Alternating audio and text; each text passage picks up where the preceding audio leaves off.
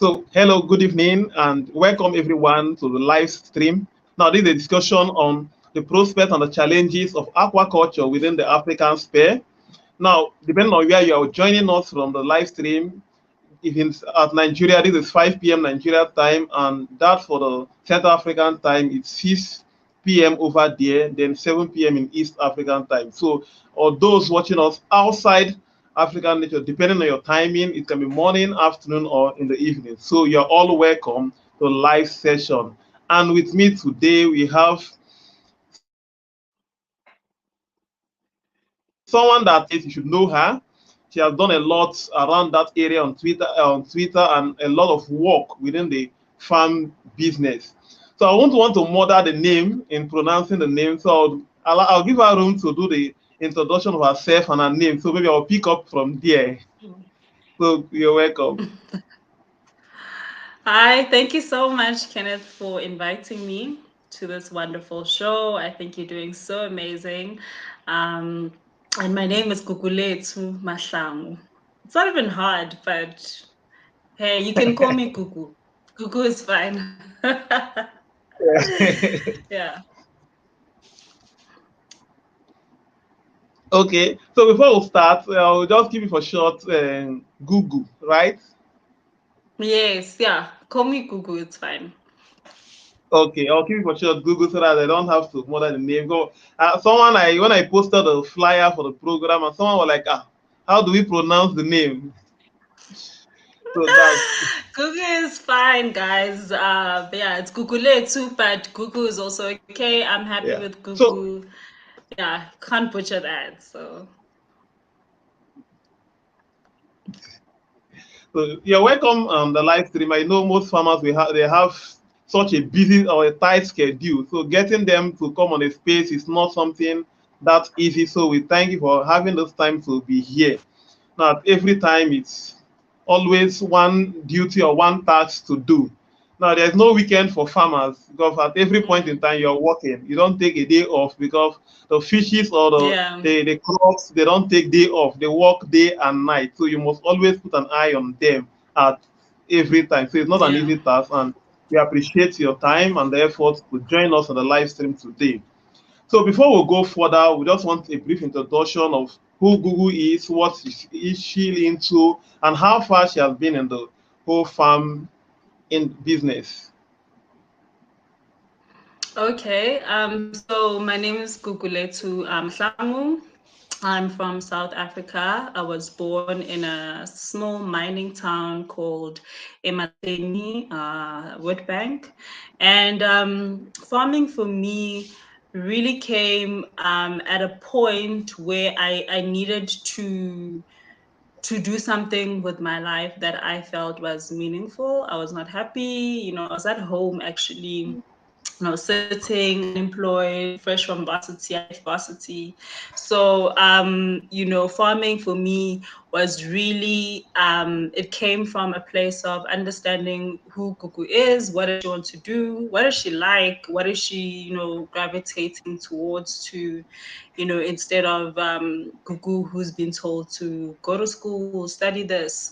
So, I really got the opportunity to see farming firsthand back in my hometown. I used to volunteer a lot, and I really met amazing farmers that gave me that opportunity. Because now, as a farmer myself, I'm realizing that wow, it really takes a person generous enough to invite you over to their farm for you to shadow them, for you to see how it is that they farm.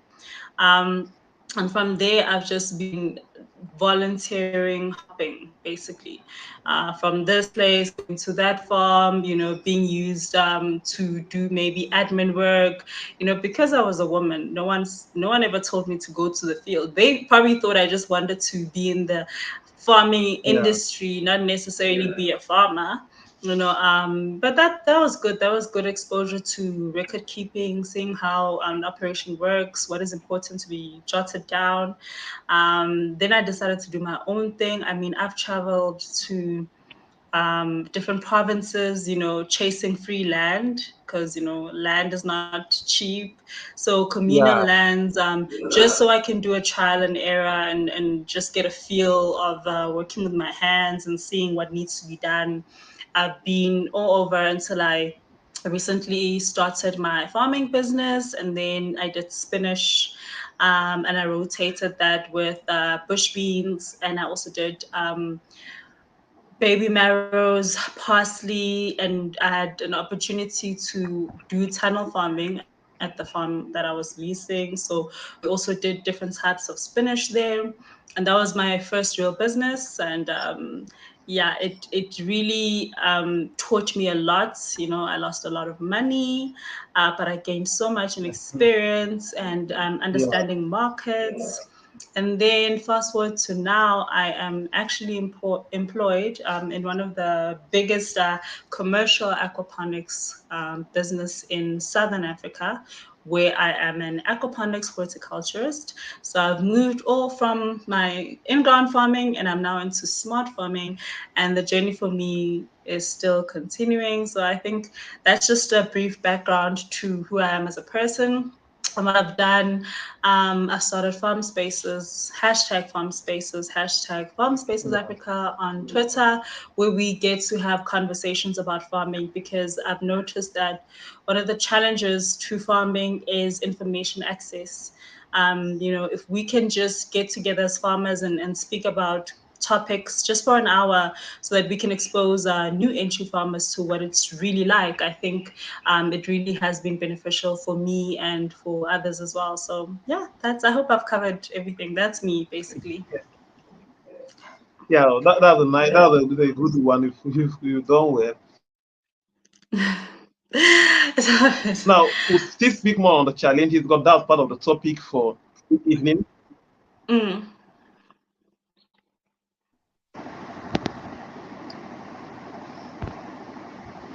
Okay, so we'll still speak more on the challenges, which is part of the topic for today, the prospects and the challenges. Like you mentioned, that the whole idea of the farm space is to talk about the challenges farmers face. mm, Now, when I started a YouTube channel, so I've been into the aquaculture for a time. So when I started a YouTube channel about the catfish farm, I saw that yes, a lot of persons have challenges in terms of their farm. Now, on a daily basis, yeah. we get messages on, yeah, like this afternoon before I came on the live show, someone sent a picture of her farm and some of the fishes and how they are doing, and she was asking some questions, but I've not responded to the message because I just needed to prepare for this space. So Mm, there are a lot of challenges around the farm phase, especially in Africa. Yes, it's a growing thing. And back in the mm, days, most of the farmers then there was no much education for the farmers. Now, if you say yeah. yeah, if someone said I'm a farmer back in the days, they just look at someone with a cutlass or a machete and a hoe, just like a Mm, petty farmer. That's how they view the whole farmer stuff like that. You coming out to tell somebody I'm a farmer, it's kind of no, I can't say I'm a farmer. You just want to look a different name to give to the whole business. But today we see a lot of mm, persons come out boldly and say yes, I'm a farmer, because they could speak more because they have seen that there's a lot of opportunities within the fan space, especially here in yeah. Africa as a whole. Yeah. So Mm, now we have the manpower in terms of the work, and also we just take a lot of education, a lot of to upscale what we are doing presently now. mm. So before we go into the discussion properly, now we want to look at the prospects and also look at the challenges. So which one should we go into? Should we look at the challenges facing farmers and we project to go what are the prospects? I always love to start with the bad news before I Yeah. get to the good news. So let's discuss the challenges, and I think that's a good start for us. And then we can be optimistic and speak about the future, how the future looks and the opportunities available. Yeah, so that's a good one.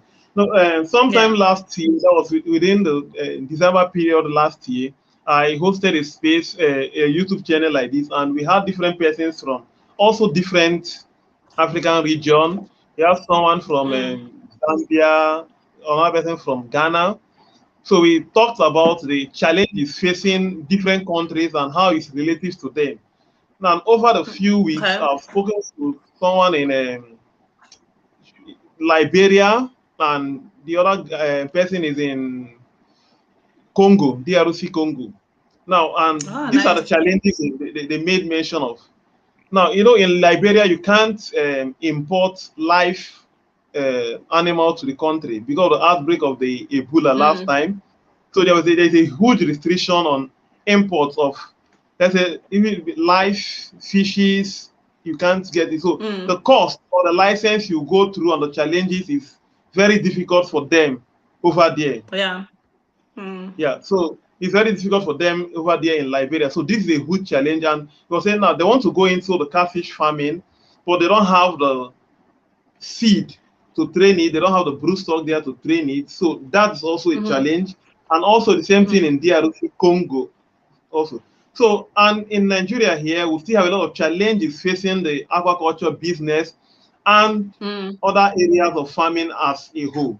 So maybe we'll look at what are the Yeah. challenges since you started the business, what are the challenges that are peculiar to farmers within South Africa or farmers within the neighboring nations around you?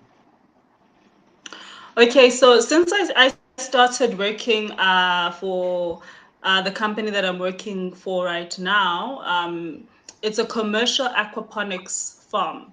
And I have seen that, we are almost at the forefront of pioneering an entire different way of food production.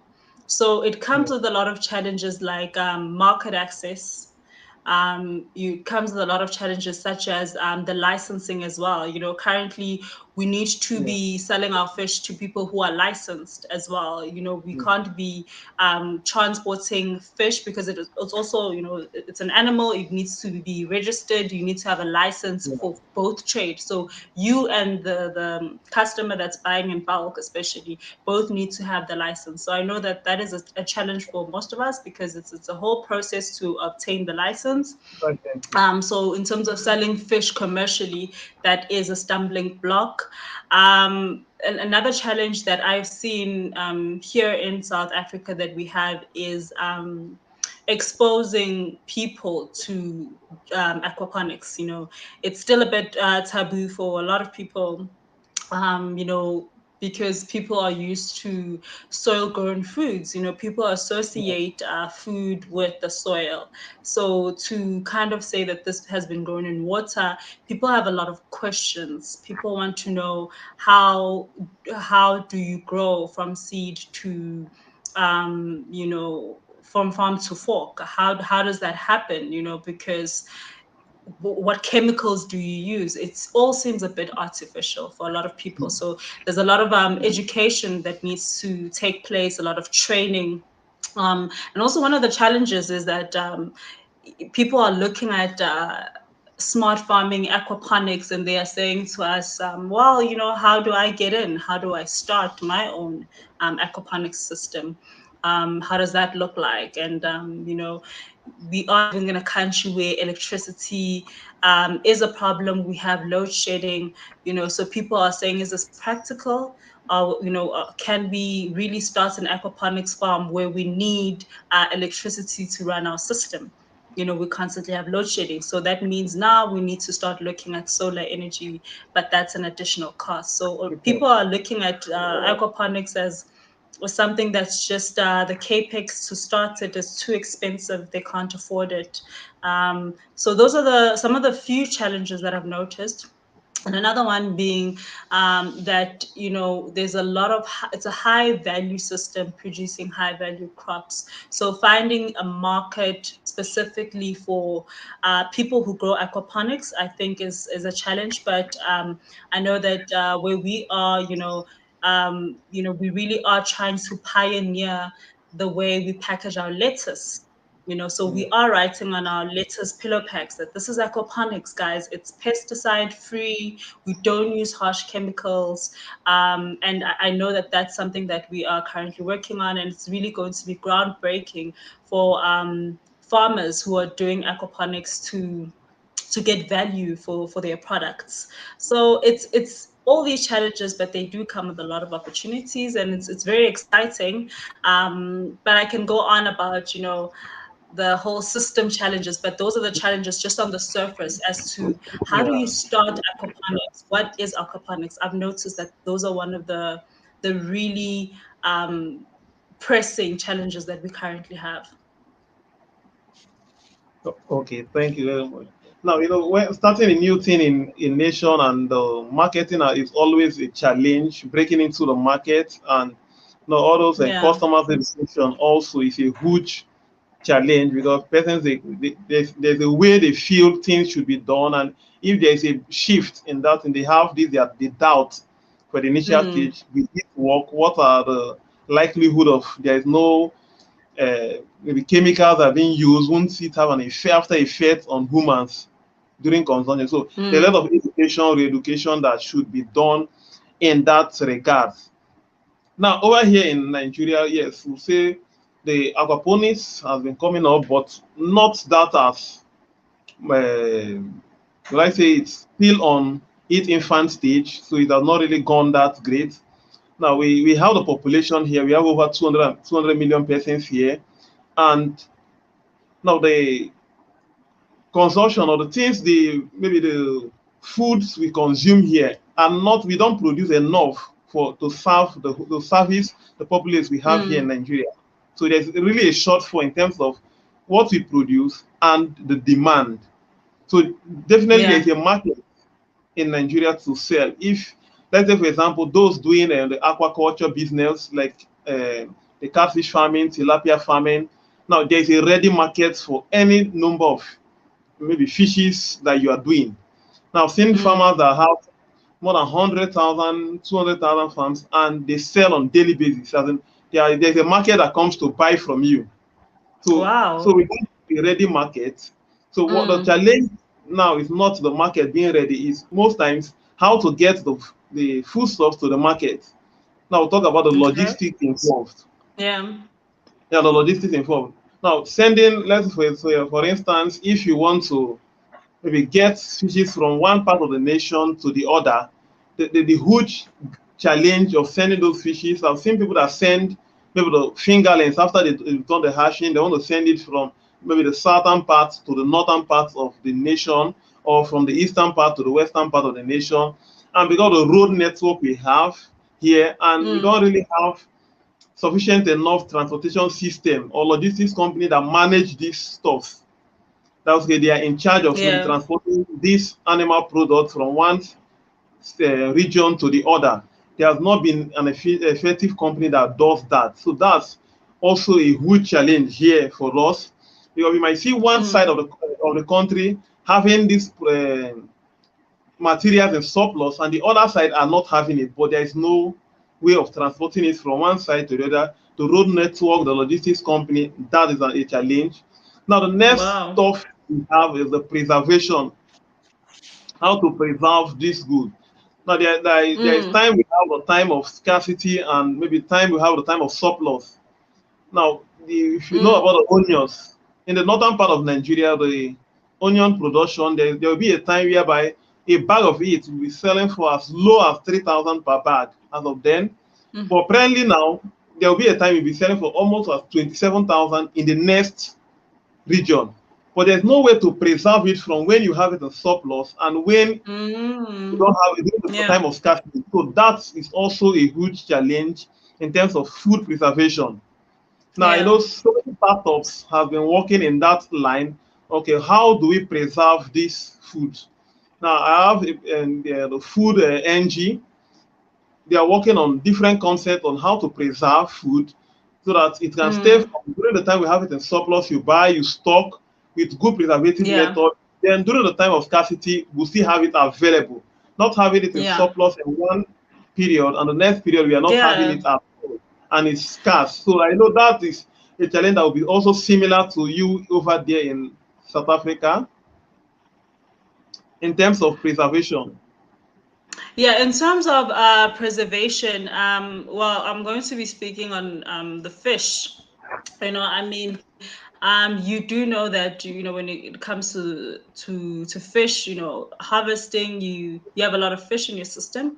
But in terms of markets, I think for us, the market is a challenge because of the licensing. I mean, we are commercial, so we'd like to operate on a commercial level. So yes, people can come and buy fish from us on the farm, but in terms of our production, we are, producing a lot of fish. We have a whole system, so we need the market for it. And so one of the stumbling blocks is definitely for us, not maybe logistics, it's the licensing.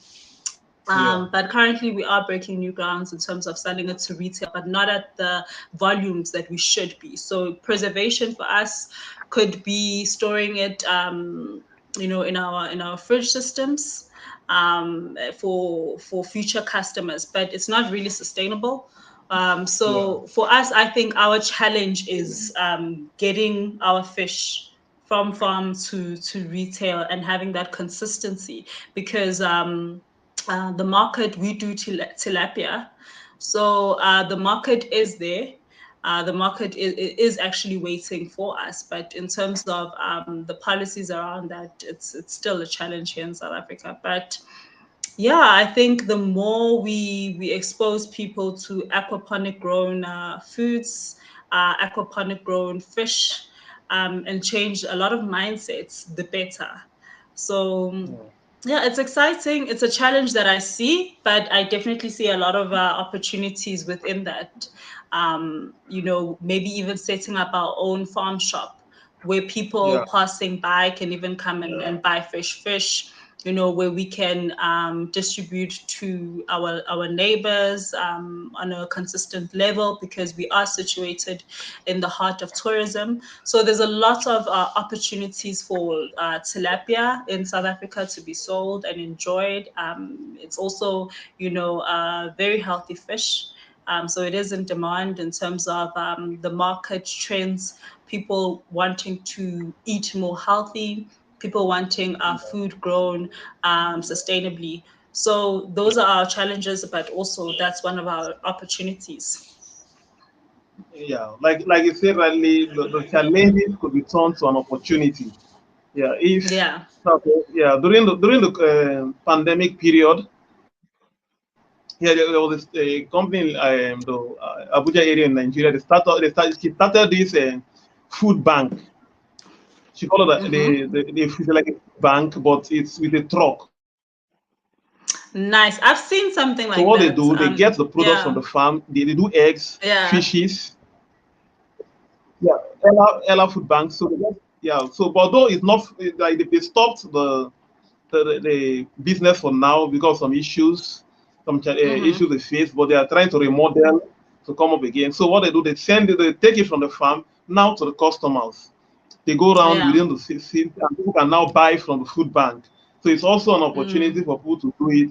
But now the challenge here might be the high cost of running the diesel for the motor maintenance and this. So, but if you are meeting if there is a high demand in terms of sales, it can help to meet up the expenses you spend in running that also. So Yeah. there are ways, yeah, if it's done well, it can also work perfectly well. So depending on maybe the location you're situated at, so that people don't have to come to the farm to buy, you take it to them to buy Yeah, also. you take it to them. Yeah, I think it's fantastic. I mean, such opportunities like aquaponic, hydroponic grown food. A person can set up these trucks. I love that idea because it's a distribution point, and it's an opportunity across the whole value chain. So if you are going to maybe get these trucks, and we are aquaponic farmers, and we say that, what, please sell, and then you have your own online thing where people order and you just take it to them.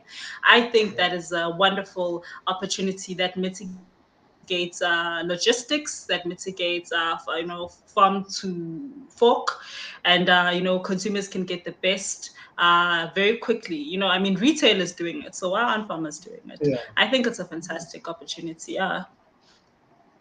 Yeah, yeah. So it's a fantastic opportunity to get it Mm. down to the consumers at. They get it. So Yeah. someone can stay at the comfort of his home and even make an order, and it comes down to them. So bringing it to Fresh them from the helps farm. also with, Yeah. yeah, Mm. the education for them there. So only they get it Yeah. there. So the next challenge I we've seen in most of the farms are the power supply. Yeah, so Yeah. let's just, here in Nigeria, the power supply well, I say it's not that stable. It's not stable. So in terms of farms, so you have to run on diesel or um, petrol generator, and the cost of running that for a farm is high on its own. Yeah. Now, even if you are Mm. going for the solar panel, the inverter is also, it increases the cost of your production. It's So a power cost. supply, Yeah. so the power supply is a huge challenge for most farms here in Nigeria. Now, there's a farm I over the last week I was there, and the owner of the farm runs this. He has this a catfish farm, and they use these concrete ponds for the farm. So these are big ponds. And now to get, if you are changing your water, you have to use the diesel because there is no lights, no electric power there. So they run on diesel.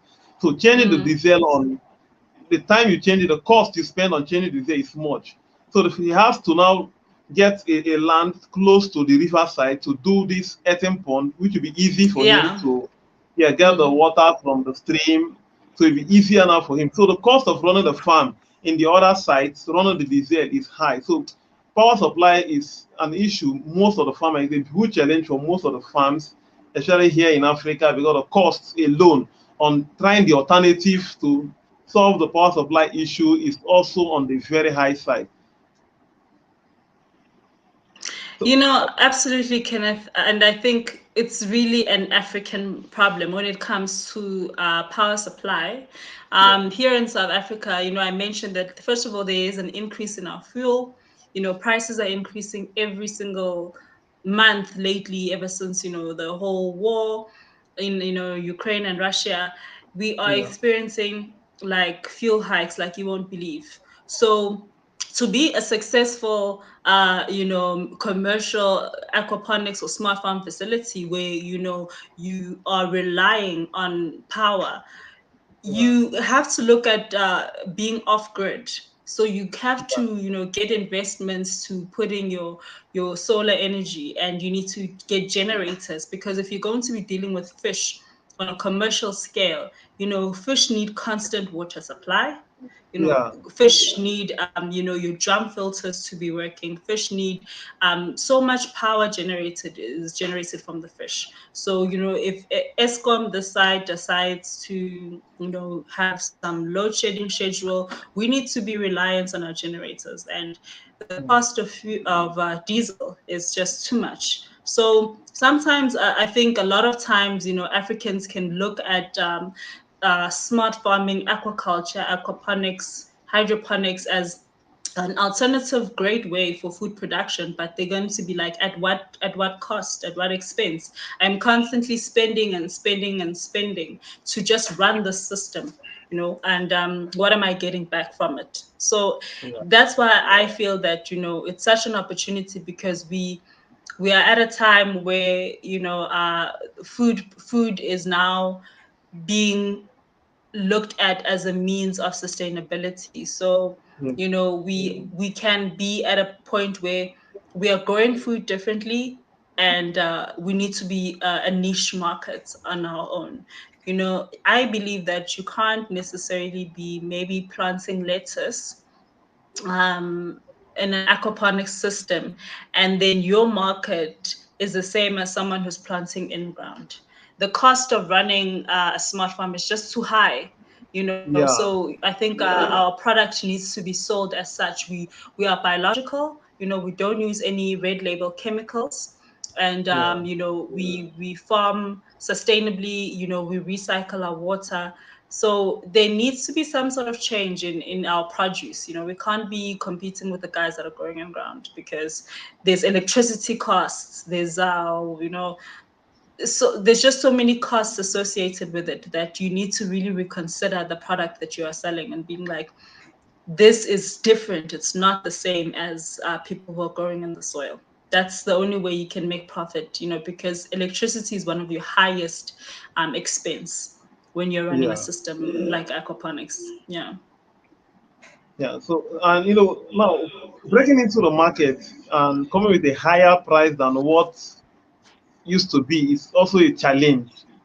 Now, Yeah. if you want to go to the market, if someone sees the lettuce from the soil and the one from the smart farm, now he wants to make a decision, and the an average African person would also put the cost of anything. You factor the cost into what he or she is buying. Now you want to look at, Yeah. okay, I'm going for the lettuce. I won't want to go for one with a higher cost. Yes, there might be advantage of going for this one, but when I look at the cost involved, I would just want to switch over to the one they plant in the soil. So the challenge of electricity also increase the cost of the Of your production on the product. farm. Yeah. Yeah, which one, and it also increase the cost of your products for the final Mm. consumer. Because at the Mm. end, if you don't increase the cost of the product, there's no way you can get profit from the whole business There's you're doing. absolutely no way. Yeah, absolutely. Because a lot of things come into being a sustainable commercial aquaponics farm. You are using biologicals. Biologicals are not cheap. Yeah, We are not using harmful pesticides. So we are going almost natural, closer to organic, I would say. We're using the best seeds, we're sourcing the best seeds. We're ensuring that, oxygen is constantly running in our fish tunnels. So for us, we even have an oxygen generator, to ensure that, the fish are happy and healthy and we don't have any issues. yeah, Those are all costs. So at some point, you need to ask yourself that I'm running this beautiful system that is saving me money. It's a running system. We are employing a lot of people. You are running diesel prices like crazy. You're spending so much on your seeds. You're spending so much on your electricity. You're spending so much on labor. You're spending so much on so many costs, and then you're yeah, going to be selling that and competing with the guys that are producing in soil. There has to be a shift there, definitely. So yeah, for me, market access isn't a problem. It's just the market positioning for a different system. For me, that's an issue. Like, who do we sell to? Who do we sell to if we're going to package our lettuce the same way as someone in ground is packaging it? What's the difference between aquaponics and in ground, and why do we spend so much money, running an aquaponic system when we're going to be getting the same price as people who are planting in the soil? So those are big challenges. I mean, you've just mentioned, like, that is one of the biggest cost and expense of running a smart farm. It's your power. It's definitely your power, especially in South Africa where you cannot rely on electricity. So yeah, what to do? yeah. Okay, so Hmm. we've looked at the power as a challenge, and also, so now the next thing, now for the fishes that you guys do, the tilapia and different types of fishes. There's the feed they use in training them. So, like, what are the challenges now? Apparently, here in Nigeria, we have the challenge of the high costs in terms of the feed. If you are buying the feed, or if you want to Yeah, produce your feed yourself, there's now a high cost on it. Now, which yeah, power absolutely. is still part of it, because if you want to produce yourself, the machines you use in producing them, they run on either a generator set, so which is a high cost for them. Now getting the sourcing the raw material also I see a high Yeah. cost also for that. So the feed you say you use for the farm, is it sourced locally in South Africa, or is it an imported type of feed you Thankfully, it's proudly local is lekker. So we do have very, amazing fish companies, fish feed companies. One which is literally a kilometer away from the farm.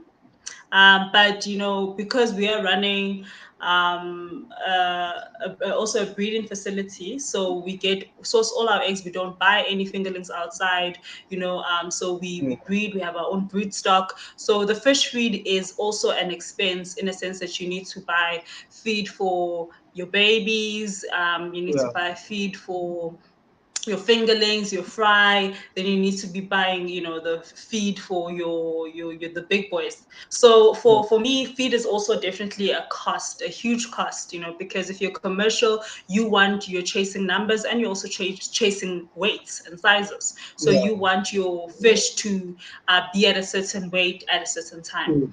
So you need to be very consistent with your fish feed. But we also do, buy from Cape Town.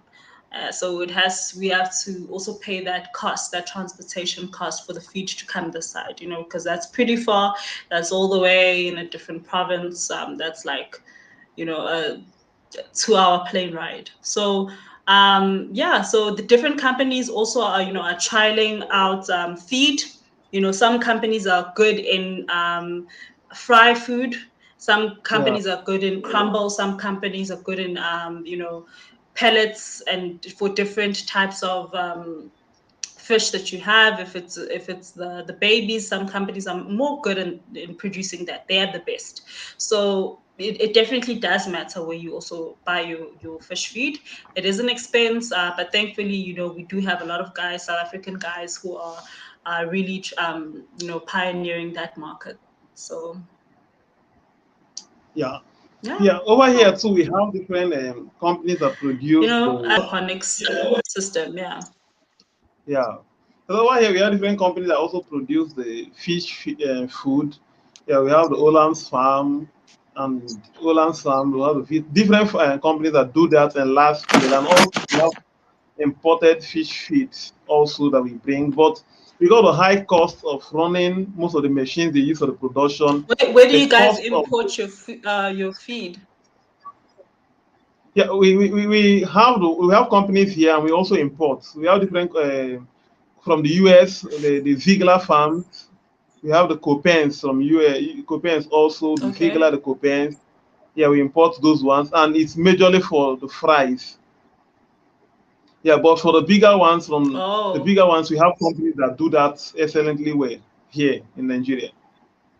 So the cost, the cost for producing here is also high because of the running costs for the company. So the feed prices are increasing, and now it affects. So if you want to, in terms of when you are selling, if you are buying at a high cost of the feed, then the other expenses of the farm, now it also affects the costs that you want to sell if you determine to make profits from the business. Now, then another area I should look at is the area of staffing. Maybe the workers in a farm. Now, there is this challenge we are having now within the aquaculture business is I say, not proper education for most of the persons in the farms. You see some persons, they employ persons that have little or no idea about the whole aquaponics, aquaculture business, and they put them in the farm. And this is a big challenge for most farms today.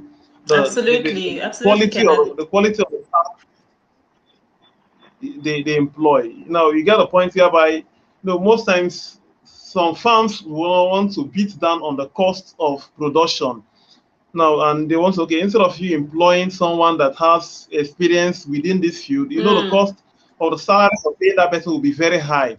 And when you factor in the salary of the person to your general cost for running the farm, you see that at the end, you might be doing it and there's no profit in the business. So now for you to, let me see how to beat down my cost. I want to get staff, maybe labor, they call it labor, and you get the labor to the farm. And because of the lack of the technical know-how about the whole farm business, at the end of the day, he might do more harm than good to the whole system for you. So staffing is a major challenge we face. And now that's why starting the YouTube channel is part of an avenue, to train persons. Like we are the farm enterprise, we go out for trainings, we train staff for different farms on farm management, on how to manage it from the fries and also the normal grow outs.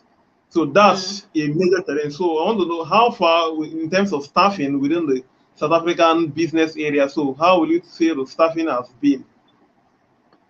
I have to echo your sentiments right now that training is a huge part of running a smart farm.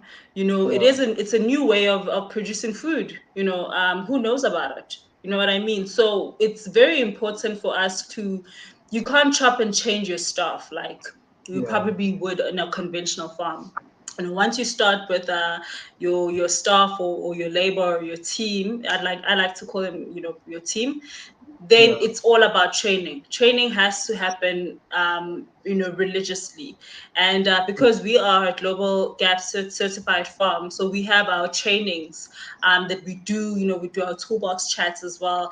That also forms part of schooling and teaching the staff about handling products, about yeah, the fish mortalities, understanding why fish die, because most of the time it's human error. So also understanding the system. I think for me, one of the most challenges that I'm encountering is the technicalities of the system. yeah, Because we are constantly trying to provide fish with the perfect environments. So yeah, it's your DO, it's your pH, it's your ammonia, it's your nitrate, it's your nitrites, yeah, they're skyrocketing, there's mortalities, the water level is low, your drum filters are not working. There's so many technical information and technical experience that you get on yeah, being on a fish farm, aquaculture, aquaponics. So it's very important that you train the staff. The other day I was speaking to one of my mentors who's like basically teaching me about fish here, and he said to me that what, it's very important that we get people that are going to understand and observe the fish, not someone yeah, who's just going to like throw fish feed.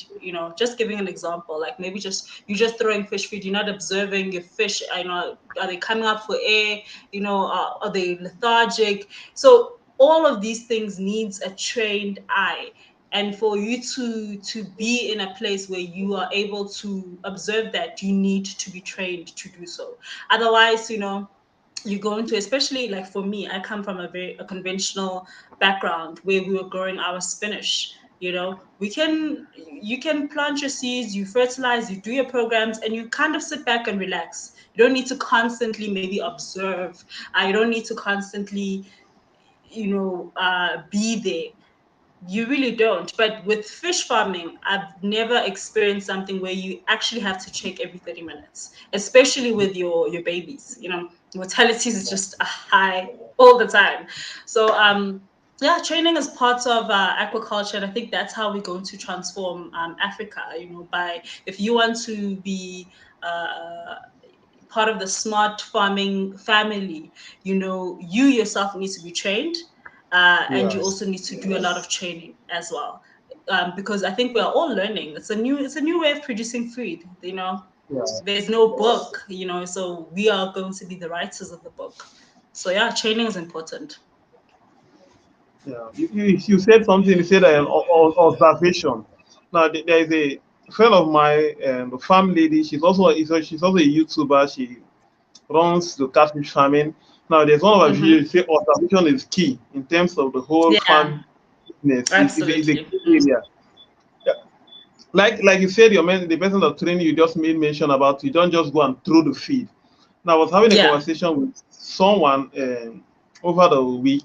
Now they are starting a farm, a facility. The facility is set. So then they were like, okay, they needed a staff that would manage the place. yeah. So I said, okay, I'll get someone for them that would manage the facility that will stay there for the work. So Mm. when the person gave them the cost for his payment, and he was like, wow, now the cost is high. Now, is it not just to feed them that the person is going to do? Why the high cost? So I tried to explain, I was like, wow, it's not just to feed them that the person is going to do. Because now, when you say just to feed them, means just to throw the feed at them for them to eat. And in terms of feeding them, it takes a lot of technicality, like you said. Now, you observe. Yeah, Now, observation is key when it yeah, comes to you. At every point, you observe their reactions, their actions, how they yeah, their response also of the fishes. So it's not just something you walk Yeah. into the farm and you just throw the feed and you No. leave. No, you observe. No. In terms of feeding them, Yeah. you observe how they respond. And now the whole aquaculture business is more practical than the theory aspects of it. So it's something that you use. There are a lot of persons that maybe they did aquaculture as a course, maybe in the university, and they come out, but Yeah. there's no really practical aspect of the whole business in terms of maybe going to the farm, observing these issues on a daily basis, and see how they respond to maybe the feed. Now, most times Yeah. you come to see them and you see that their response today has changed. So it takes someone with a seeing eyes to say, oh, Yeah. Absolutely. yeah, that Something is wrong there's here. Yeah. there's a change in what happened the other day I shared and what is Yeah. happening presently now. That's So why, Kenneth, it's a lot of data. Smart farming, I think, is called smart farming because there's a lot of data that is involved. So checking your yeah, parameters, constantly doing checks. It's not like you feed and you go. You observe. Oh, I fed. This is what's happening with my DO. This is what's happening with my pH. And that's why I'm like, we're constantly writing our own books, and I think that's what makes it so exciting, to be a smart farmer in Africa. I think it's something that we are starting, we are learning. How do we get this right? How do we make it better? How do we make it more efficient? How do we make it more precise? How do we make sure that the fish are happy? For me, I think definitely it starts with understanding your data. So you constantly also yeah, need to be doing record keeping. What do you do the first thing in the morning when you get to your smart farm? You have to spot check. You have to see that everything's mhm, okay. You don't just go and be like, oh, well, hi, good morning, hoi, fish feed, mhm, or hi, good morning, change yeah, water tanks. Like, there's so much that you need to observe. How are your water levels? Because if it's a recirculating system, the water needs to be filtered and come back to your system. So much, there's so much that you need to do and check every day as a routine. So yeah, it's a technical business, but it's absolutely fun. I'm enjoying it. You know, I don't think I'm ever gonna go back to conventional farming. I don't think I'm ever gonna. yeah. I've seen a lot. Even in the Yeah, conventional farming, also the conventional farming also there is also a place for the observation, the checking, and the rechecking of those. So that's why you see yeah, people have issues up on their farm, and they will like, we don't know what happened because one, you've missed it somewhere. For you to say you don't know what happened, yeah, something came up, yeah. but because there's no data, like you said, you have to keep the data. There should be You data. have Most to times do the data national tools, capture. Yeah, yeah, to have to say a lot. So because there's no data on a lot you do, you can't say, okay, this has been a change. Now, even the seasonal change, seasonal variation also affects responses to how the fishes behave. Yeah, during the winter, the summer, like here we have the rainy season, the dry season, the harmattan period. So all these periods have their own effect on how the fishes yeah, respond to feed. Now, even the type of feed you give them, there's also a response. Like you said, the pH. Now, there's a range for pH that a fish is comfortable in water. There's all of the yeah, dissolved oxygen. You look at the TSD, the total dissolved solid, the nitrogen level. So all these should be also checked in place to make sure that these things, the system is running fine. And also, this absolutely. also, yeah, happens in conventional farming where they have to check all these things to be in place. So these are the Yeah, challenge, and like we said, it takes someone with the technical know-how to manage all this stuff. If you just get someone with, okay, let me go, I'm looking at the cost of getting paying maybe a qualified person, I should just get a labor. It at the end, at the longer run, you spend more getting the wrong person in your farm, because when you're trying to dodge the cost of spending higher for the right person, because at the end you of the day have you might to. lose Yeah, the whole lot when you're trying to cut the cost in terms of their payment of the staff. So yeah, now getting the right staff is one, training the right staff is another, retraining the right staff is still part of it. It's not just, we don't just train and stop, you train and you train. Like you said, it's a new field altogether, and the learning yeah, continues. So at daily basis, you go online, you see new stuff, you converse with different farmers from different places and see what they are presently doing and how to integrate it to Yeah. what you are doing. You observe, Yeah. as you observe, you come up with new ideas and say, oh, this happens like this. Let me watch it. And you see that it might be a pattern. And from there, you say, nobody, someone has not noticed the trend, but with an observing eye, you could notice the trend and you say, okay, this is a pattern, and you can now see how to adjust or readjust that pattern to suit the way the fishes do well. So staffing is also a challenge It's on an very area. important. Yeah. It's a very Yeah. important area in the whole business sphere if you want to run a successful farm.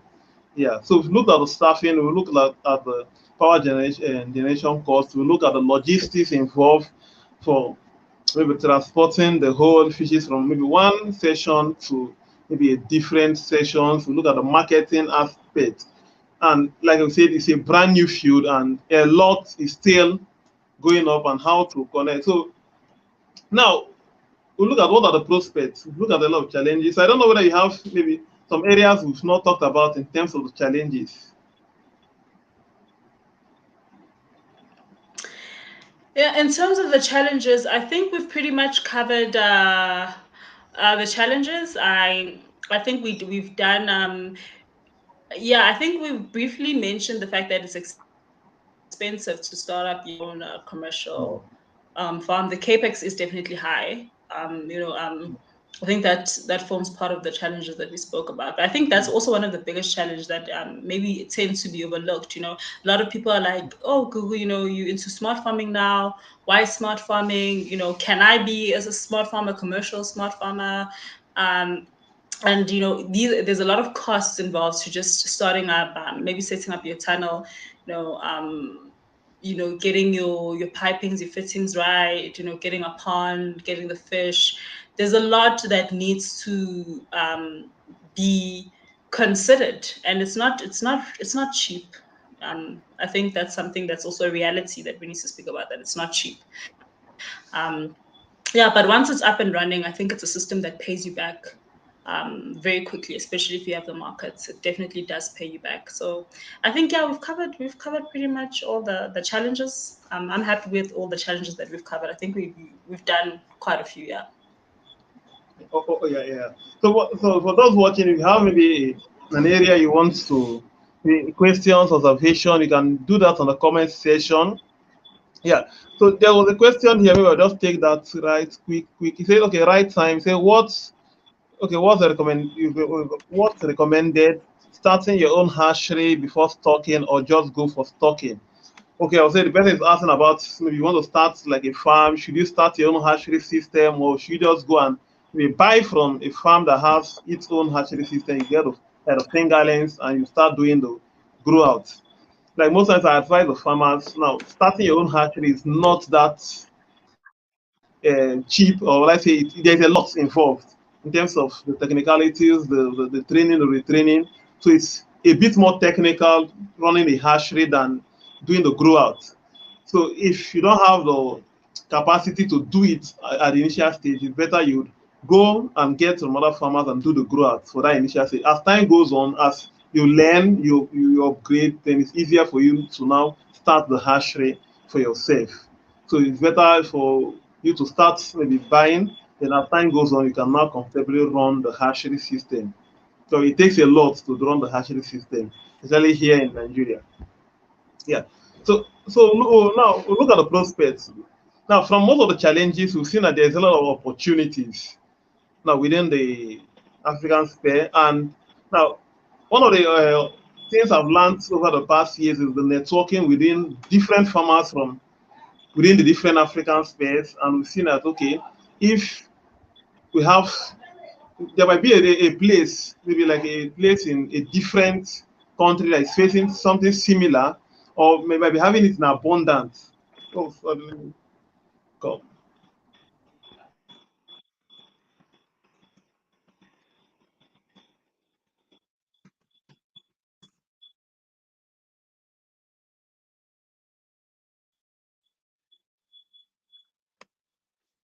Kenneth,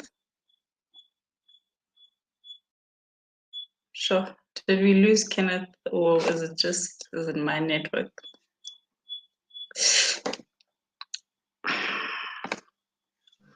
Okay, sorry for the break.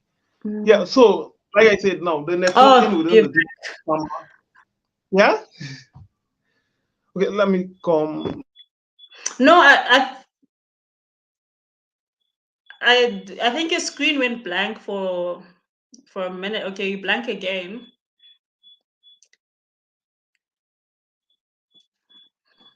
Okay, okay now. Yeah, Yeah. you're back. Okay, okay. Yeah, like I said, now You're the back. networking within different farmers from different nations in Africa has been a wonderful time from the fan space also, and like we go on Facebook, we have different farmers groups. We have different persons from maybe different nations in Africa come together to share different ideas on how things they do. So I've seen the synergy within different Yeah. farmers across the nations in Africa. That has been a great one, and it has been giving a headway in the whole business Mm, within the African sphere. yeah. Yeah. So now from the challenges we've looked at, we talked about the logistics. So what are the opportunities you feel farmers could employ to see that okay, these are areas I could go into within the whole farm business? For me, a lot of times, especially in South Africa, what I've noticed is that people think being a farmer stops at primary production. They think Yeah. that that's my entry to agriculture. And the interesting thing is that not a lot of people can be farmers. Yeah. It's not an easy job. I think it's one of the most hardest jobs across the value chain to start a product. So when Yeah. we look about logistics, already you see a business opportunity. Yeah. You can get your cold truck. You can go to farmers, source out their products, and you take it to their markets, and you can make quite you can make a living just by doing Yeah. that. So I don't know why people are focused primarily on primary production, and um, I think as farming grows, I hope a lot of careers are across the value chain also get the limelight. Most of the Yeah. time it's just farmers, farmers, farmers, farmers. But farming is stressful. It Yes. takes a strong person to be a farmer. It takes a person with a lot of characteristics to be a farmer. Not everyone can be a farmer, and that's okay. That's really okay. You can find yourself being a person into logistics. You Yeah. really you get that route, and you have your cold truck, and you start. I'm telling you that that's a business right there.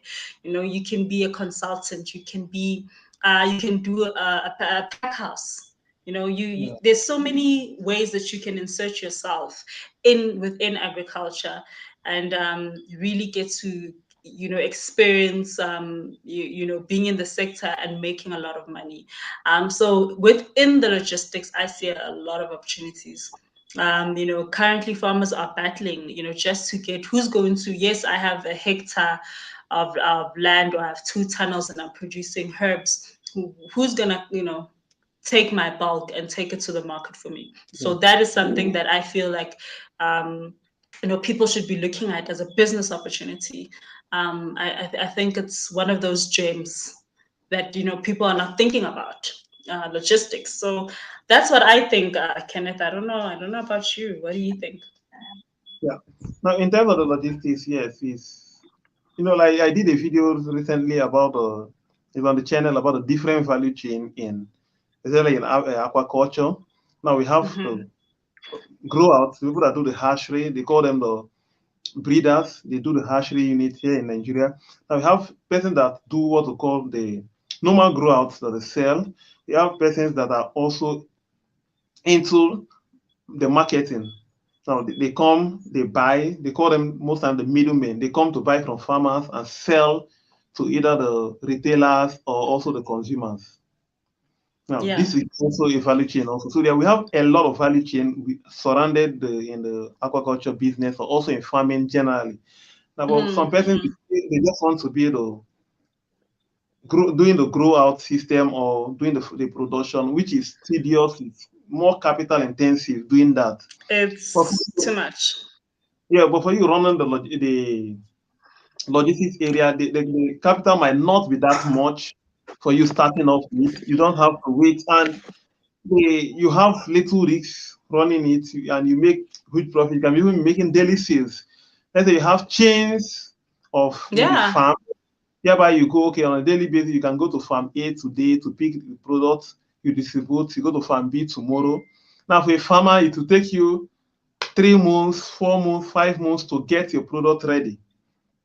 But for someone into the logistics, on a daily basis, you get your product ready from farm A, farm B, farm C. On a daily basis, you are picking Yeah. the product and you're taking. So it's an area I feel that people should go into. You can now get maybe a facility that can help preserve the product. So if you are taking it from one region to Yeah. the other, once you get to that place, you get in the right condition. So if you are getting a fan, like the video we did recently with someone in Ghana from Hene, so he is also into the catfish farming and different livestock farming in Ghana. So he was making an instance hereby now, most times you want to send maybe the fingerlings from one part of Ghana to the other part of the Ghana, and if you are using the normal transport or logistics company, it's difficult to send it through them because one, they might have some delays on the road, and it will affect if you are sending if it's a live fish. Imagine you're having a 6 hours delay on the road. It will before they get there, you might lose all those fishes before they get to where you're sending into. But if a company that is into the logistics of just agriculture product, aquaculture products, they have a facility that is fitted that can preserve or that can take hold of this thing to where they're Yeah. taking it to. It will solve the challenges of Exactly. logistics. Yeah. Yeah, and now a lot of persons who want to go into if you Yeah. want to go into a business, the person first of all want to look at the market. Is there a market for me to sell? He's looking at this. Yes, if there's a market, how do I get this my product to the market? So that's an area. But if they see that there's a company that can answer the question of, okay, produce or pick it up and I will help you to do the marketing, then that area, the area Yeah. of marketing is solved for the farmer. So That's your challenge covered. is Yeah. how do I get my product ready for sale? I know the sales area has been covered with somebody that will do it for me. Instead of Yeah. doing the production, you are thinking on how to produce, you are thinking on how to also sell. So That's to it's the sell. two. Yeah. It's too much. Yeah. Yeah. So, but now you can focus mainly on just one area and do it perfectly well. Then why a different company do the other stuff? And also we see how Absolutely. to introduce. The tech area is an area that is going fast, and we have different areas in tech now. In terms of the normal restaurants, you can sit at your own and make an order. Just go online, make an order, and the food is delivered to Yeah. your doorstep. You see, even in transportation, whereby you can just stay at home and order a car, and it comes to your doorstep to pick you. So different areas, money transfer, Yeah. there are so many startups within the tech areas are surrounding the whole tech, like covering so many areas. But we have ways of having the agri-tech, whereby tech companies coming in to merge with farmers to see how to. Yes, I watched a documentary recently. I have forgotten the country. This was a lady, so she grew up in a farm region in her country. So what she did, she developed an app Mm. whereby farmers should will just come there and Yeah. they put up their product. The marketers will come and they have like someone that picks it and do the delivery for them. So it was easier for farmers to just once my product is ready, I go online and I just make the post and it gets delivered to maybe the person that wants to buy and I get my money. So it solves that issue of the logistics. So we have people coming together to say, okay, let's have the tech and the agri persons, the farmers, and those into the tech space. Yeah. They have it and they'll come up with something that can ease in terms of the logistics or in terms of the transportation or delivery. Because most persons, if you like, let's say if you go on Facebook today, you see so many posts. Oh, I need Yeah. let's say 100 fingerlings, and you see so many Yeah. persons will be on the comment section. Yes, I have for sale. I have for sale. Now the major challenge will be the location. Someone like let's say in Nigeria, someone might be in the southern part of Nigeria and Yeah. have The looking distribution points. Yeah. have it. For you, you're in the northern part of Nigeria and you need this. But at the end, you now What look are you at gonna how do I do? get it from out to the north. There is no way of selling it there. If you try to sell it with a normal commercial vehicle, I bet you it won't get Yeah, there in the right condition. So it's a challenge. absolutely. But if You know, so many if there's a, opportunities. Yeah. yeah, if there's a company that would, okay, we are coming to handle the logistics aspects, hereby it's just an app. I go on an iPad. Okay, I just look at, okay, I need 1,000, and you click. You then the company has like an interface between the farmer and the consumer. It does all the background That check would be and so amazing. yeah, and do the Like, delivery for you. They get yeah. a percentage from it, and you see that it would go well. I, So there should be a you know, synergy I that. focus on the farming, and I focus that way. A farm can be profitable, because now I'm Yeah, not worried about who am I gonna sell this to. All I do is saying that I produce this. I've done my part as a farmer. Production is ready. Come sell yeah, this for me, because like I said, the market is there. So, and you said especially Nigeria, for you guys it's just the yeah, logistics. So if you can just yeah, get people, the smart guys, to come in now with their agri apps, where they come and pick it up for us, and they have the food trucks, that have a cold storage, so that our fish are kept yeah, cold, and they don't break the cold chain, and they take it to the customers, and we make money, they make money. I yeah, don't understand why a lot of people are not looking at that, because for me, that is something that can make you a whole business, can make you money. It's a very profitable squeeze within the value chain. So yeah, I think that those are one of the opportunities, Kenneth, and a big easy entry, I feel. Get yourself a truck, or even a bucky, and you can start just small, just yeah. getting farmers from A to B. But once you start, there's so much room for you to grow. So Room yeah, for improvement. beautiful, Yeah. beautiful opportunity. I agree with you. Yeah, that's an opportunity, and for someone. So, Mm, not like you said, not everyone will have to do the planting or the daily farming job, which not everyone should do it, but everyone can still also come into the value chain of the farm business and also make it yeah. from the business value chain that the business has. Mm, Now, the next mm. challenge we looked at was the electricity challenge. And if you look at, yes, there should be an Sure. opportunity there, but now if the alternative here are mostly switching to the inverters and the solar panels, which Mm, is also on a high side on its own also. yeah. Yeah. Yeah. So if the farmers want to see a way of, okay, how do we generate electricity? This is what we need for the farm. And if someone can come to solve, one thing about the life, you solve a problem, you solve a problem and you get a solution, you get a return from any problem you solve. So this is a challenge for so many farmers on how they look at, okay, what are alternatives to reduce my cost in terms of power generation? If there's a way to do it, I feel a lot of persons who want to go into the farm business, because like you said, that's one of the highest costs in terms of the It's production the line. highest cost, Kenneth. So yeah, I'm actually interested. What do you think is going to be the opportunity there?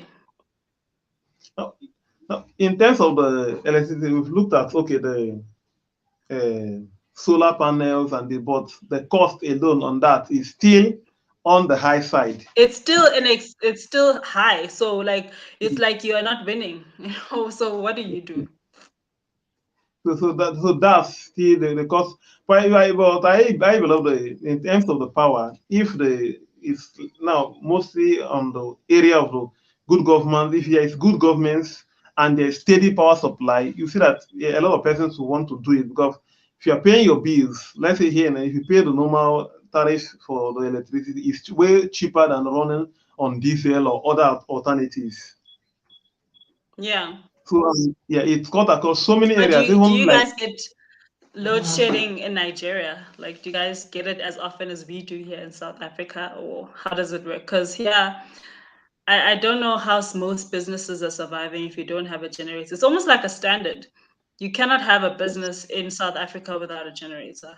You are playing yourself, because Yeah, electricity is gonna go for 2 hours, it's gonna go for 4 hours. Sometimes we have stage 6. So for me, I feel like it's such a challenge, and I'm just like, at this point in time, it's bigger than the farmers. It's really a yeah, governance issue. It's something that, yeah, what should we do? Should we strike? Should we, like, what can we what can we do? Because you cannot run, an aquaculture facility without electricity. yeah. So how do we do it? It's tricky. Yeah, there are so many facilities that don't depend on the normal electricity because it's not reliable. We can't say, okay, I'm having electricity at this so and so time. So most times, even if there's electricity, either it's the voltage is low. There's so many issues surrounding the whole electricity issue. Yeah. Even here, so Mm. for a business to run, you depend solely on you have your standby generator sets that you're using for running your Yeah. business. You don't know, Mm. you're sure of this because the light might come when you don't even need it at that point. So when you need it, Yeah. you might not see it. You expect it to stay for 2 hours and in 1 hour it's gone. So it's not stable. Like you said, it's a government issue and which the government would see way to resolve. And if me, I believe if there is, even if not 24 hours steady supply, there is, let's say you are sure of the timing and you can say, okay, 12 hours per day, 8 hours per Yeah. day, you can now plan with the timing and okay, this is when we are, but now you are not even, you can't plan towards it because you are not even sure when you're seeing the next power and Yeah. the next Yeah. minute, maybe the grid might be land. So that's really a big challenge for farm because it increases the whole Yeah. cost. Yes, like over the past 2 weeks, the diesel price has been very high, and most of these machines run on diesel here in Nigeria, and the cost alone of running it is very high. So already it has increased your projection in terms of your production for that month. Let's say Mm. you intend spending a certain amount, you're spending more than almost like 50% addition to your estimate. So already it has Yeah. stabilized the whole profit in 10 making. So it's a whole government issue in terms of Yeah, education. it is definitely a government issue, but yeah, maybe the opportunity there is, for farmers to unionize, and for farmers to really be like, you know what, we are ensuring that we are feeding the nation. We really need your support, and collectively to get the government, pulling up their socks when it comes to that, because there's no way we can farm without electricity. It's Yeah. killing a lot of businesses, and I don't think it has to be that way. So hopefully, yeah, that could be an opportunity. I don't know, maybe the viewers watching can help us with that one. I'm a bit blank when it comes to that challenge, Yeah. but So with those if you have a comment, you can maybe do that on the comment section, and we'll have way to we'll read the comments for that.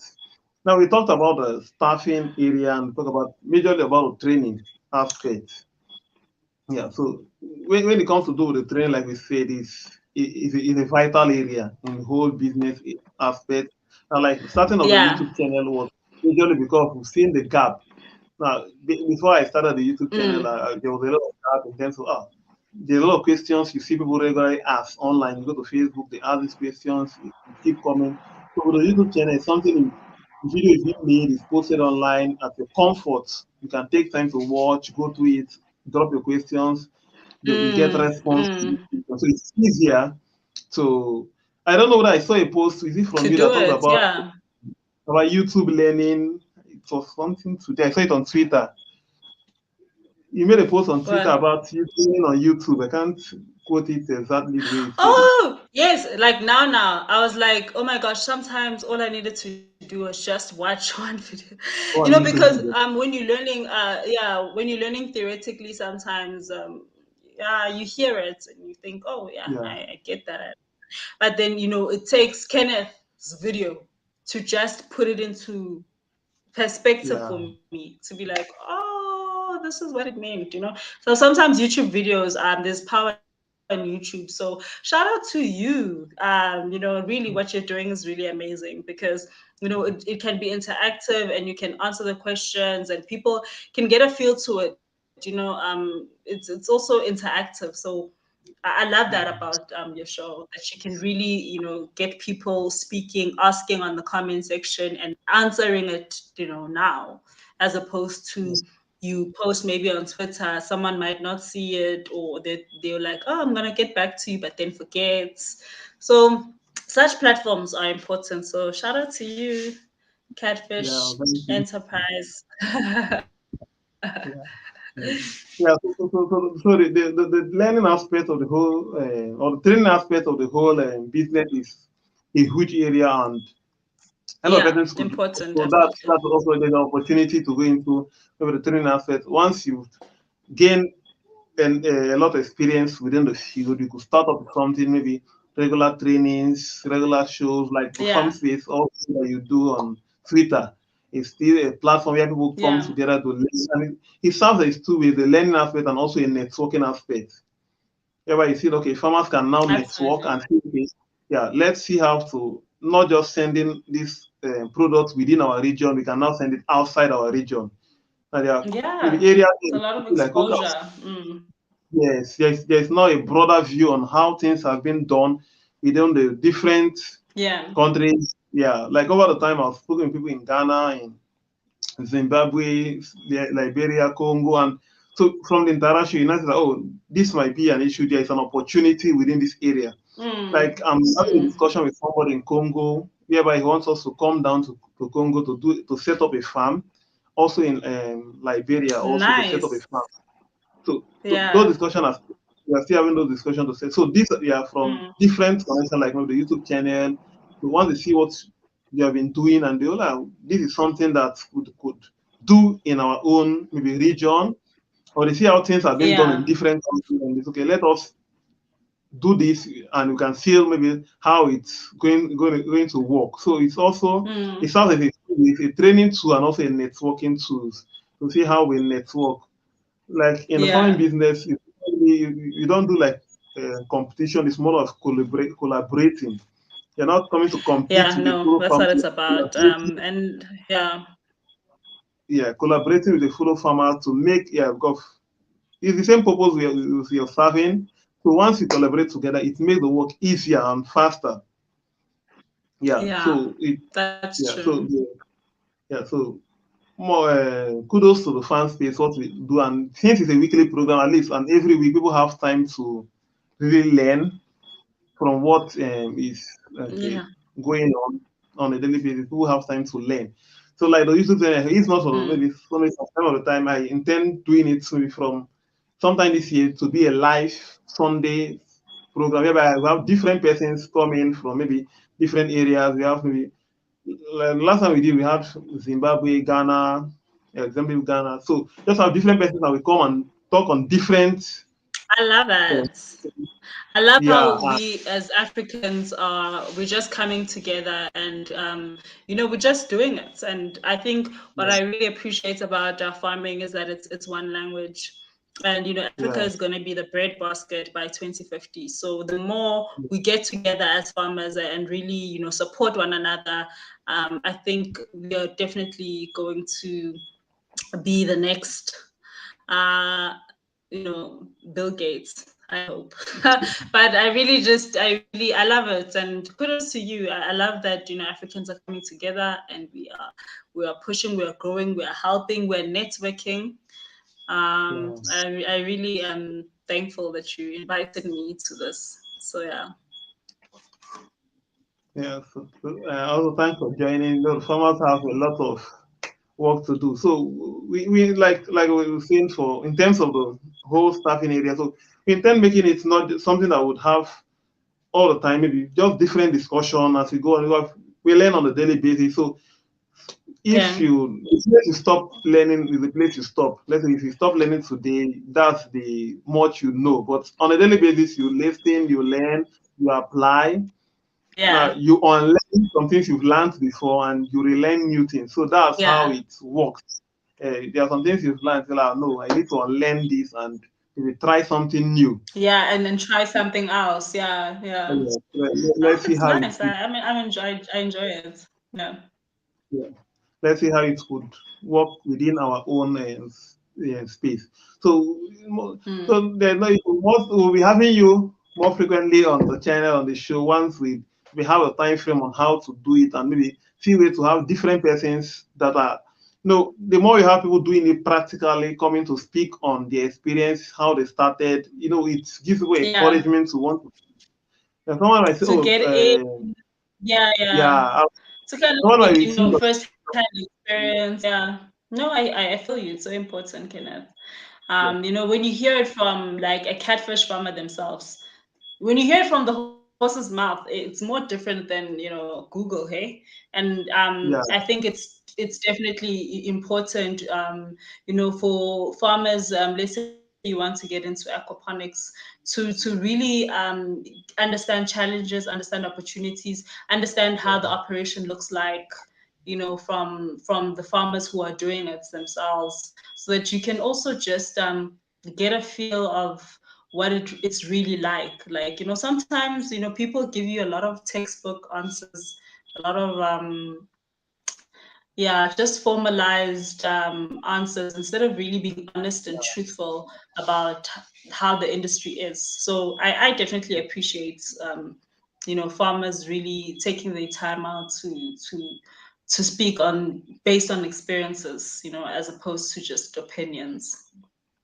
yeah. So, no, I was telling someone over the day that, gone are the days here you just see farmers, you just, when you hear the name farmers, you feel that people in rags and hose and cutlass, that's what you just call the farmers. So Yeah, now, no, that yeah, has so changed.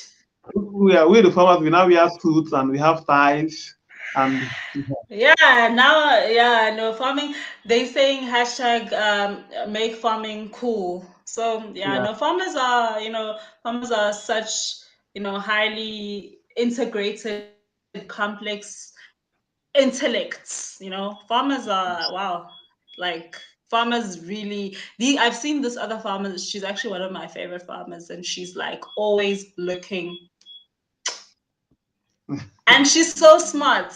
Like, she's one of the smartest people I've ever met. But yeah, I'm also glad that the stereotype is changing. I'm glad that farming yeah, is now it's becoming more younger. I don't know if you've noticed, the youth are getting involved. Everyone is excited about it, young, old. There's this farmer who's so knowledgeable. He's 17 years old. I had him on Farm Spaces. He does wow. stud breeding. I was like, wow, wow, guys, wow, Africa. No, farming, yeah, farming is changing, definitely. Yeah, yeah. So the stereotype about farming is changing, and no, we're just glad for the way things are going, about the whole farm space and about the whole farmer stuff. Sometimes I come to Twitter and I see a lot of farmers, they do their posts. This lady, the farm girl, was this farm girl? Yes, on Twitter. So different persons, even within Nigerian space, and you see a lot they do, and you're like, yes. Most times, to be a farmer would interest some people, the youth, to want to join Yeah, it, because yeah. when they see a lot of persons doing the farming and they're doing well with the whole Mm, farming, not just the whole farm, so you're doing well in the farming and also the other areas, you're still doing well. So that they don't know that, yes. Like, I saw the picture you put on within last week, your vacation stuff. Like, yeah, you can still be a farmer and still have time for your own self also. So it's not just the whole farm. yeah. And although it happens like once in a blue moon, it doesn't happen every day. You don't get weekends all the time. But you can. It's definitely a profession that can really give you quality time off sometimes. Yeah, I love how it's becoming more corporate.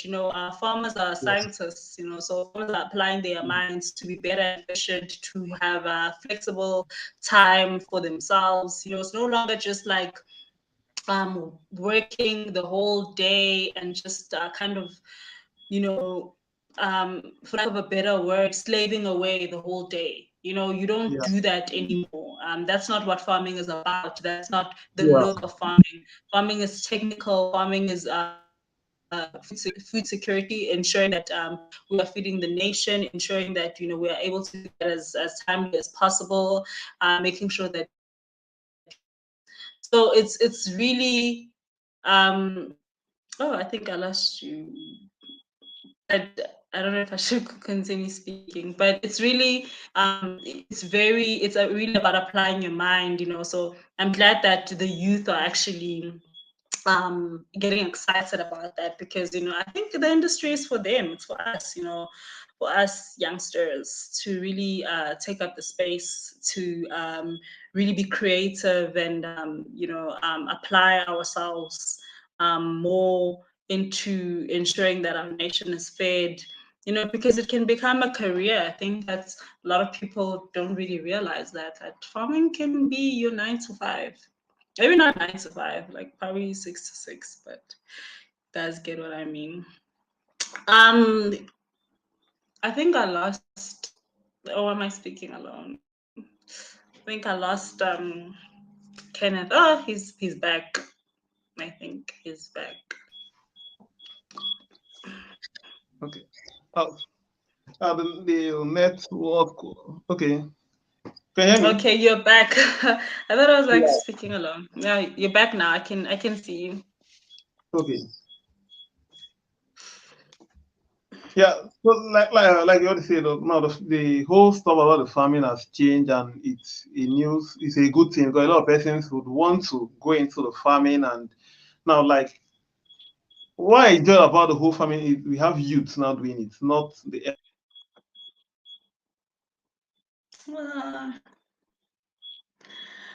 Guys, I keep losing Kenneth, but I'm sure he'll be back now.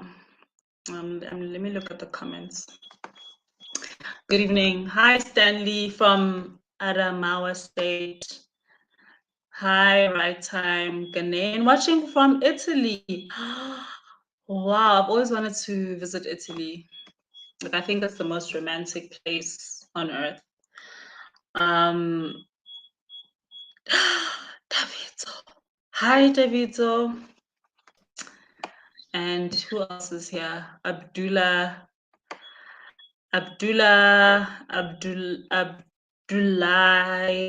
Hi. I hope I'm saying your name right. Hi. Florence Captain. Good evening. Good evening to you, Florence. Hi, everyone. Whilst we wait for Catfish Farmer. I'm sure it's the network. That's what happens when you stay on a farm. So that's also part of the challenges. That's part of the challenges of being in a farm. The opportunity is that some young, smart mind can create network specifically for farm areas and call it MTZ or something. Ooh.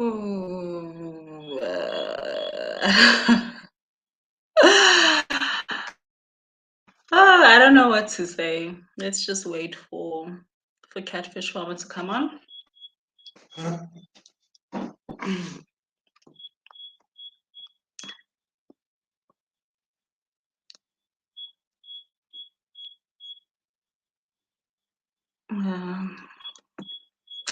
Text him.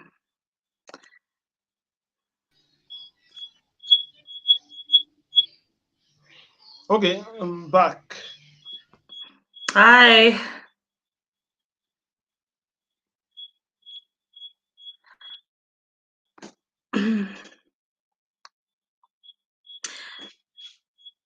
Kenneth, I can see you, but I can't hear you. Okay, you can hear me now. Yeah, I can hear you. Okay. Welcome back. So, like I said, so it's good we have the young persons into the whole farm business for a time like this. So it's encouraging for other Yeah. persons to join. Yeah. So once they see, this is you doing it, and then it's something I would want to do. So there's a lot of opportunities Yeah. around the whole I also farm area. love that. Yeah. So normally you come into the farm business, you must not come to start doing maybe the normal production farming. You can pick any of the value chain and still do very well within the different value chain based on your capacity and how you could do Yeah. it and Yeah. your schedule. Sorry. So there's a lot of value chain for anyone Absolutely. to want to do. Yeah, so it's a good area, and Mm. like I said earlier, this is something we would always keep in touch and always do and encourage persons to want to come into the business to run it, to do it. Yes, it's a good business, food sustenance, which is one of the part of the UN goals. Yeah, Yeah. how to do it and how to do, you mentioned something when you talk about the smart farming, about sustainable farming. What we call the greener methods of doing things, less chemicals. So, Yeah. and this is part of Mm. smart farming, the use of the less chemicals in farming. So, because most of the chemicals they use for pesticides are now from recent studies, you find that these are endocrine disruptors and they are carcinogenic Mm. in nature. Yeah, Yeah, most of them have been definitely. banned. If you look at the DBT, most of all those chemicals they use to produce the pesticides, they have their harmful effect on humans because once they are being applied to maybe the crop to take away the pests, some of them now through uptake, different runoff, it can run off into the water and it affect the fishes Yeah. there. Mm. And these chemicals, Absolutely. most of these, yeah, these chemicals they are bioaccumulate in animal tissues. So they can accumulate in animal tissues. Once And in humans human consume it, tissues, yeah. yeah, so it has its effect on them. So the smart farming helps to you are eating right and you're eating well. So it's a two-way thing. You're not just eating, you're eating well, you're eating healthy Yeah, also. So it's something that because with smart farmers, they don't use red labels. Most yeah, smart farmers they don't use red labels. They use green labels. They use yeah, yellow labels. I think maybe they can take it to yellow. They also use blue, but they definitely yeah, stay away from very toxic chemicals where the phi is like a whole month. yeah, So what I love about smart farming is, first of all, the healthy fresh produce that you eat. We spray biologicals, so we're making sure that we are as organic as possible. You yeah, spray today, you eat tomorrow. yeah, So yeah, no, definitely the health aspect is something that it is, I think, a big win for smart farmers. Everyone is winning, everyone is producing food that is healthy. Like you said, it's part of the SDGs, the UN SDGs. you know mm, um I think it means a lot, especially we're going to be speaking about the youth, gender equality as well, youth employment. If we're yeah, doing aquaculture, it's also water conserving.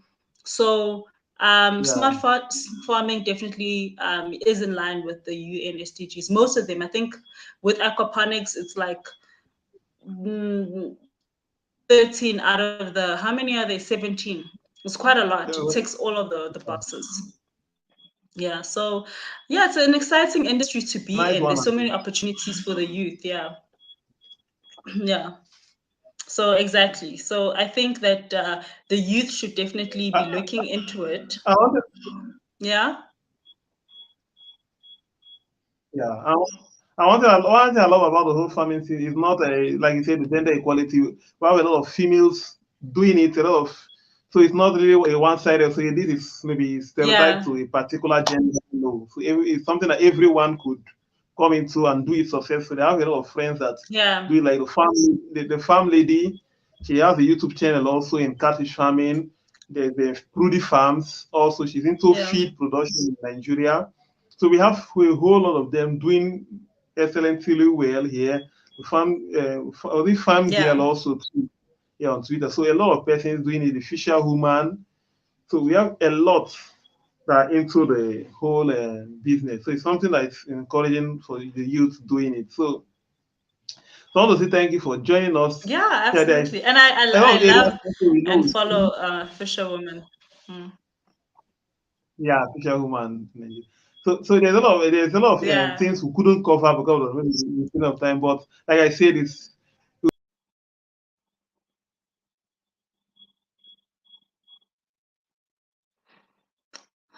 Okay. I think we've lost.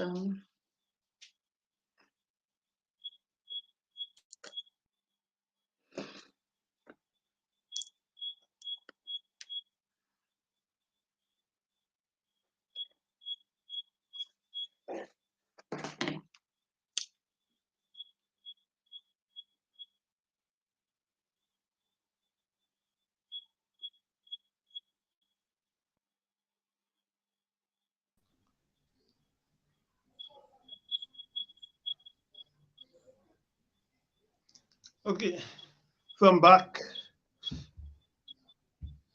Hi, welcome back. Okay.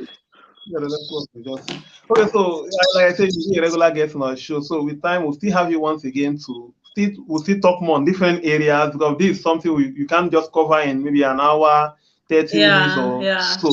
There's a whole lot of areas, and I enjoyed the conversation today. So, it's a nice time having you in the channel this evening. I know the farmers with a tight schedule and having you, so it's a good one. I want to appreciate you for joining in this time. So I know the next time we'll be having you, and we'll see where to have. Oh man.